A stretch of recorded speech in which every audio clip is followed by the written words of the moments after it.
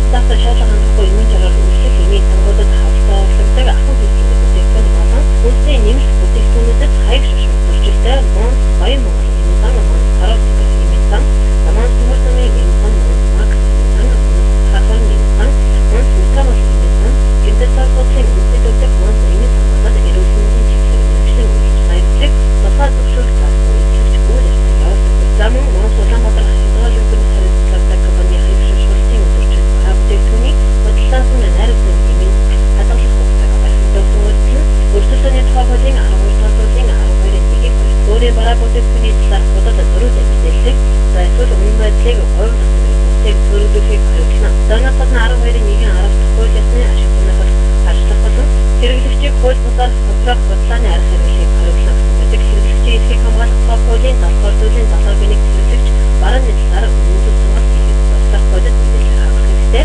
За тиймээс шударгуудсан хэрэглэгчийн газраас гадуур байгууллага стандартын шаардлага хангасан 4 хүчтэй эмийн жаргал үйлчилдэг болгох үйлчлэгч нар шаардлагатай эмийн талаарх мэдээ мэдээлэл хүргдэг болох. Эмийн үнэ тавилыг мөрдөн ажиллах талаар мөрдөн ажиллагч үүрэг болгожээ.